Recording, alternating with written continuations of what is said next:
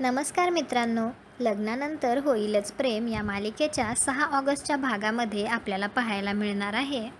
जीवा नंदिनीला म्हणत असतो, म्हणजे ते पत्र वाचून तू डिवोर्स पेपर्सवर सह्या केल्यास, ते पत्र तू का वाचलंस? तर लगेच नंदिनी विचारते, का वाचलंस म्हणजे?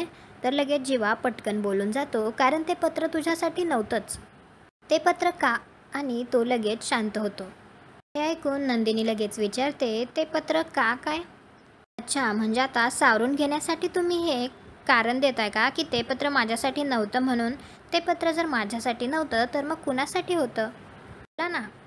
जीवाला मात्र यावर काय बोलावं ते काही सुचत नसतं. तो मनात म्हणत असतो, ते काव्यासाठी होतं नंदिनी. पण माझी सिच्युएशन अशी आहे ना, की मी तिचं नावही घेऊ शकत नाही आहे तुझ्यासमोर. मी चांगल्याच चक्रव्यूहात अडकलोय. खरंही सांगू शकत नाहीस तू जीवा, आणि खोटंही बोलू शकत नाही आहेस. म्हणजे चुकीचं पत्र वाचून नंदिनीने तुला डिवोर्स पेपर्स दिले? म्हणजे तिला डिवोर्स नको होता? तर लगेच नंदिनी बोलायला लागते, मला डिवोर्स नकोच होता जीवा. मी लग्नावर, प्रेमावर विश्वास ठेवणारी मुलगी होते. कायम हसणारी, आनंदी राहणारी. माझ्या आनंद निवासमधल्या तर काही मुली मला त्यांचं इन्स्पिरेशन समजायच्या. पण आता मी सगळ्यात मोठी लूजर वाटायला लागली आहे मला. न हसणारी, आत्मविश्वास गमावलेली मुलगी. शेवटचं मी कधी हसली आहे हे मला आठवतसुद्धा नाही. माझ्यातला आनंद तुमच्यामुळे हरवलाय जीवा. आणि हे सगळं बोलत असताना नंदिनीच्या डोळ्यात मात्र खूप पाणी येत असतं. ती म्हणत असते, माझ्यातली जादूच नाहीशी झाली तुमच्यामुळे. तुमच्या मागे फिरून फिरून मी माझ्यातली नंदिनी हरवून बसले, माझं हसू हरवून बसले. आणि यासाठी मी तुम्हाला कधीही माफ करणार नाही. आणि नंदिनी तेथून जाते. हे सगळं ऐकून तर जीवाच्या हातात त्याने जी लिहिलेली चिठ्ठी असते ती त्याच्या हातातून खाली पडते.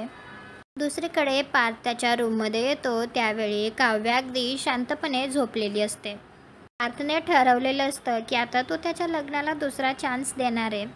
पार्थ आता काव्याजवळ येऊन बसतो आणि तो काव्याकडेच पाहत बसलेला असतो. त्यावेळी त्याला आठवतं की तो नाराज झाल्यानंतर काव्या कशा प्रकारे त्याला मनवण्याचा प्रयत्न करायचा. या सगळ्याचाच विचार करत बसलेला असतो. त्यावेळी काव्या झोपलेली असताना तिच्या चेहऱ्यावर तिचे केस येत असतात. तर पार्थ फुकून तिचे केस ते लांब करण्याचा प्रयत्न करत असतो. पार्थची नजर काही काव्यावरून हटतच नसते. तो तिच्याकडे बघतच छान असं छोटंसं स्माईल करत असतो आणि तो स्वतःशीच बोलत असतो, झोपेत किती छान दिसते ही फिसकारलेली मांजर. तेवढ्यात काव्या थोडीशी हालते. तर पार्थला असं वाटतं की ही जागी आहे आणि आता ही मला मारेल. तर पार्थ असा पटकन तिच्यापासून लांब होतो आणि म्हणतो, ऐकलं की काय? आणि तो परत तिच्याकडे बघतो, ती झोपली आहे का ते, आणि परत म्हणतो, ऐकलं असतं तर आत्तापर्यंत वस्कन अंगावर आल्या असत्या. आणि तो बोलत असतो, काव्या, वैतागून आपण कोर्टाची पायरी चढलोय. आता मला असं वाटतंय की शहाण्या माणसाने कोर्टाची नाही तर मैत्रीची पायरी चढावी. आणि आता ती पायरी मी चढायला तयार आहे, तेही तुमचा हात पकडून. असं म्हणतच तो जिथे काव्याचा हात असतो त्याच्यावरती थोडं डिस्टन्स ठेवून त्याचा हात तेथे ठेवतो. त्यावेळी थोडासा गडगडाट होतो. तर काव्याचा हात चुकून आपोआप वरती येतो आणि ती पटकन पार्थचा हात धरते. तर पार्थ म्हणतो, कौल मिळाला, आता मी आपल्या लग्नाला जिंकवणार. देवा, मला माझ्या आणि काव्याच्या लग्नाला एक सेकंड चान्स द्यायचा आहे. त्यावेळी डबल एकदा गडगडतं. तर काव्या आणखी जोरात त्याचा हात पकडते. दुसरीकडे जीवा पायऱ्यांवरून खाली उतरत असतो. त्यावेळी तो नंदिनी आत्ता जे काही बोलली आहे त्याचाच विचार करत असतो आणि त्याला या सगळ्यामुळे खूप जास्त वाईट वाटत असतं. जीवा पायरीवर बसतो आणि तो स्वतःशीच बोलत असतो, इतकं हर्ट केलंय मी नंदिनीला. काय करू म्हणजे ही चूक सुधारेल? काय करू म्हणजे हे कोडं सुटेल? जीवा या सगळ्याचा खूप जास्त विचार करायला लागलेला असतो. त्यामुळे त्याचं मन लगेच तिथे येतं आणि तोही त्याच्या शेजारी बसतो. त्यावेळी तो त्याला म्हणतो, तू जीवा आहे आणि आपण तुझ्या जखमेवरची दवा आहे. तुला असा देवदासासारखा बसलेला बघितला आणि म्हणून आलोय मी. बोल बोल, काय मॅटर आहे बोल. तर जीवा म्हणतो, माती खाल्ली मी. तर लगेच जीवा म्हणतो, यात काय नवीन काय भावा? असं म्हणतच तो हसत असतो. तर जीवा म्हणतो, मस्करी करू नकोस भावा. आणि तो म्हणतो, नंदिनीचं हसू पुसलं गेलंय कायमचं, तेही माझ्यामुळे. करू मी आता? तर तो म्हणतो, अरे सिम्पल असतं रे, पोरींना खुश करायला काय लागतं? तर लगेच त्याच्याकडे बघत असतो. तर त्याचं मन सांगत असतं, सिनेमा, शॉपिंग, सोनं चांदी. जीवा म्हणतो, नाही रे, तू नंदिनीला ओळखत नाहीस. या सगळ्या गोष्टी तिच्यासाठी मटेरियलिस्टिक आहेत. तिला नाही मिळणार याने आनंद, आणि कशाने मिळेल तेही माहीत नाही. त्याचं मन म्हणतं, अरे भावा, तुझ्या प्रश्नाचं उत्तर तुझ्या प्रश्नातच आहे. मला सांग, तिचं हसू कोणी उडवलं? तर जीवा म्हणतो, मी. तर मग लगेच त्याचं मन सांगतं, आता मग तिचं हसू तूच परत आण. जीवा म्हणतो, अरे हो, पण नेमकं काय करू? लगेच त्याचं मन म्हणतं, तू माती खाताना विचारलं होतं का नेमकं कशी खाऊ? जीवा त्याला म्हणतो, तू नेमकं माझ्या जखमेवरची दवाच आहेस ना, की नंदिनी आहेस? ती सुद्धा अशीच टोमणे मारते. त्याचं मन म्हणतं, ती टोमणा मारते याचा विचार करत बसण्यापेक्षा ती टोमणा का मारते याचा विचार कर. अरे किती त्रास देणार त्या गरीब गायला? तर जीवा म्हणतो, ती काही गरीब गाय वगैरे नाही आहे, चांगलंच ओळखतो तिला. तर त्याचं मन म्हणतं, तू जर तिला चांगलं ओळखत असतास ना, तर एवढा मॅटरच झाला नसता भेंडी. जीवा म्हणतो, मी काय केलं आता? तर त्याचं मन म्हणतं, तू काही केलं नाहीस, हाच तर मेन लफडा आहे. की तुझ्याबद्दल काय विचार करते, तिला तुझ्याकडून काय पाहिजे, काय केल्यानंतर ती खुश होईल याचा कधी विचार केलायस का तू?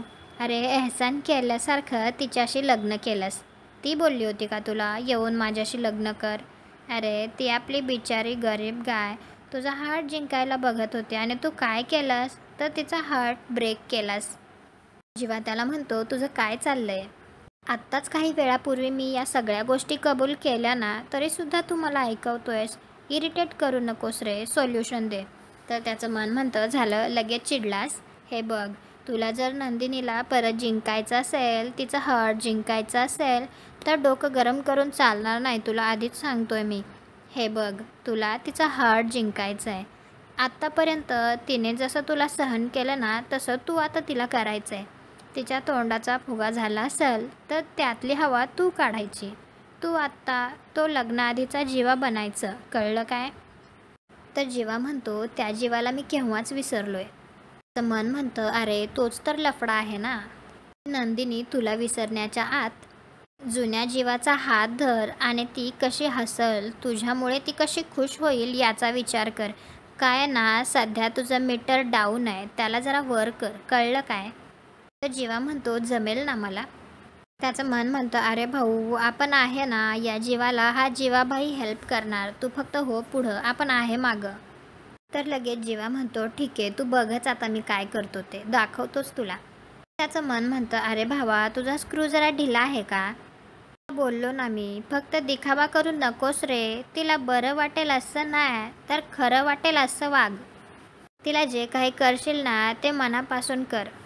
जे जिथं हरवतं ना, ते तिथंच सापडतं. तिचं हसू तुझ्यामुळे हरवलंय, ते तुझ्याजवळच सापडेल, फक्त मनापासून कर. काय आहे, तुझा साबण जरा स्लो आहे. डिवोर्सची मुदत फक्त 6च महिन्यांची आहे, पटापट गोष्टी हालव.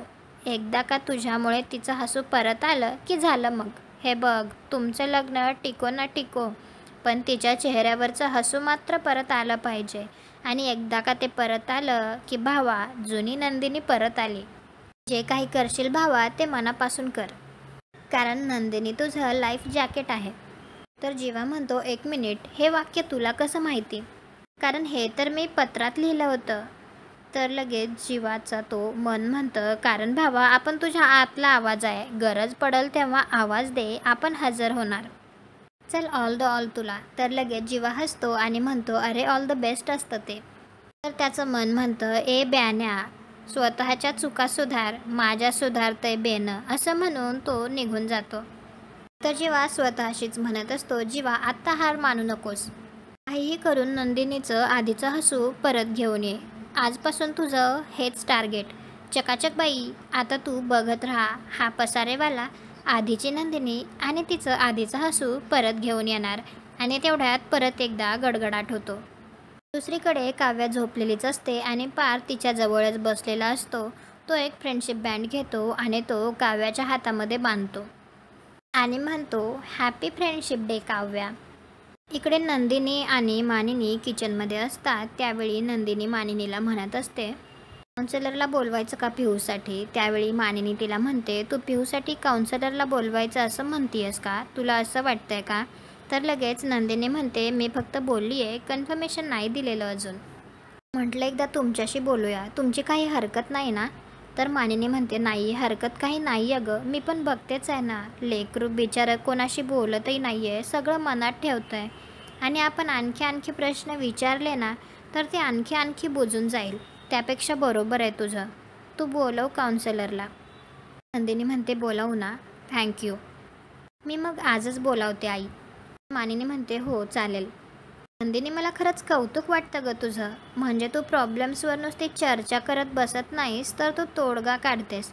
तर लगेच नंदिनी म्हणते, हा तोडगा मी नाही तर जीवांनी काढलाय. मानिनी म्हणते, नवऱ्याचं कौतुक व्हावं म्हणून जीवाचं नाव घेतलंस ना. नंदिनी विचारते, आई आज काय बेत करूया. तर लगेच मानिनी म्हणते, श्रीखंडपुरी.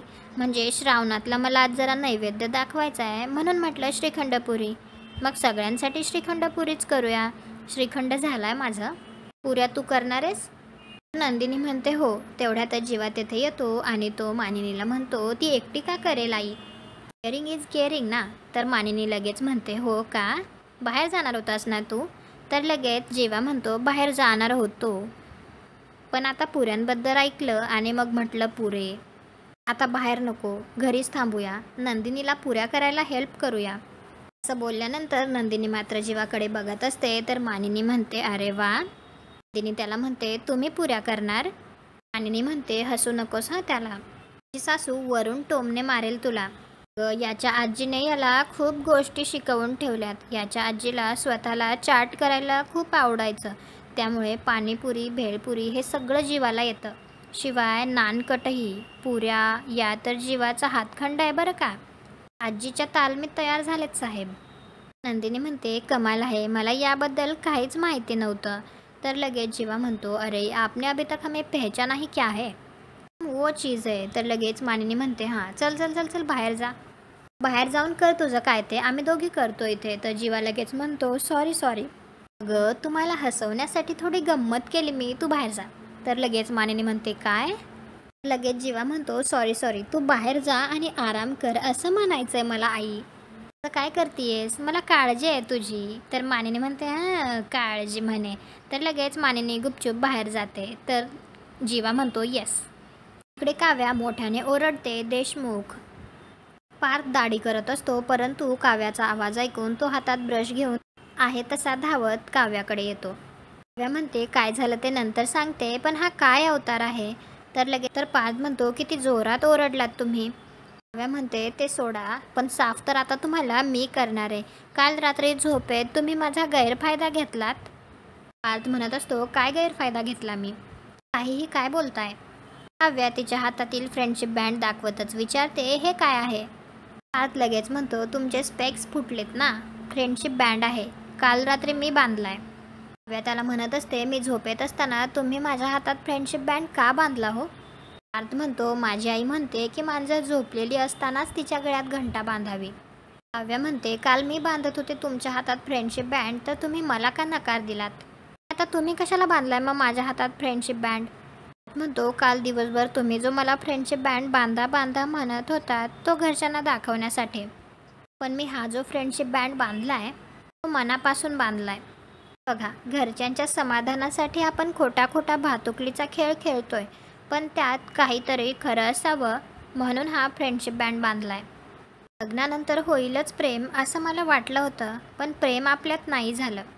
निदान लग्नानंतर होईलच मैत्री असं म्हणून मैत्री तरी खरी खरी करूयात. असं बोलल्यावर काव्या मात्र पार्थकडे बघतच असते. तर पार्थ तिला म्हणतो, मी माझ्याकडून मैत्रीचा हात पुढे केलाय, तुम्हाला नाही वाटलं तर जसा संसार नाकारलाय तसा मैत्रीचा हातही नाकारा. हा बँड काढून ठेवा, मी समजून घेईल. इकडे किचनमध्ये जीवा गुणगुणतच पुऱ्या करत असतो. म्हणत असतो, भाई कसली गोल झाली आहे बघ चपाती, दिवसांनी करतोय पण हातची कला गेली नाहीये माझ्या. असं म्हणतच तो त्याच्या हाताची पप्पे घेतो. तर लगेच नंदिनी म्हणते, करता का मग पोळी भाजी केंद्रात काम. तर जीवा म्हणतो, करतो ना, पण सोबतीला तू असायला हवीस, आत्ता आहेस तशी. लगेच नंदिनी म्हणते, धोंडा एकदा पायावर मारून घेतला तेवढा पुरेसा आहे.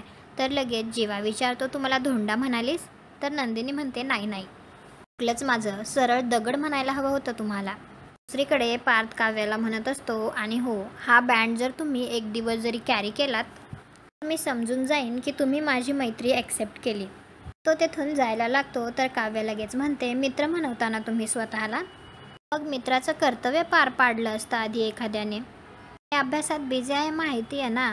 मग एखाद्याने माझे तुटलेले रीडिंग स्पेक्स दुरुस्त केले असते आणि ती तेवढ्यात पाहते तर तिचे स्पेक्स दुरुस्त झालेले असतात. ती तिचे स्पेक्स हातात घेऊन पार्थकडे पाहते. आणि आजचा भाग इथेच संपतो. पुढील भागात आपल्याला पाहायला मिळणार आहे, जीवा पुऱ्या तळत असतो त्यावेळी नंदिनीसुद्धा त्याला हेल्प करत असते. तर नंदिनीला खूप जास्त घाम येत असतो. जीवा म्हणतो, ये मी तुझ्या रुमालाने घाम पुसून देतो. तर नंदिनी लगेच म्हणते, अजिबात नाही.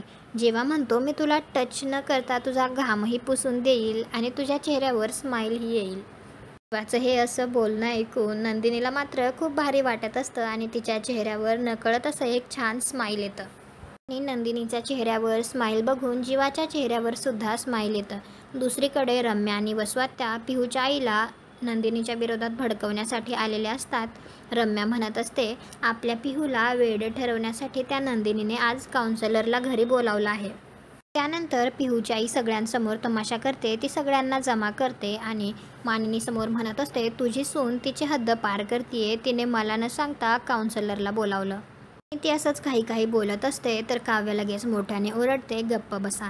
त्यानंतर नंदिनी पिहूच्या आईला विचारते, मला सांगा तुम्हाला काउन्सिलरबद्दल खोटी माहिती कोणी दिली? हे ऐकून तर रम्या आणि वसवात्या खूपच घाबरतात आणि पिहूची आईसुद्धा त्या दोघींकडे बघत असते. तुम्हाला काय वाटतं, ती आता वसवात्याचं आणि रम्याचं नाव घेईल का की ती गप्प बसेल? कॉमेंट करून नक्की सांगा. व्हिडिओला लाईक करा, आपल्या मराठी मालिका चॅनलला सबस्क्राईब करा. भेटू उद्याच्या भागात.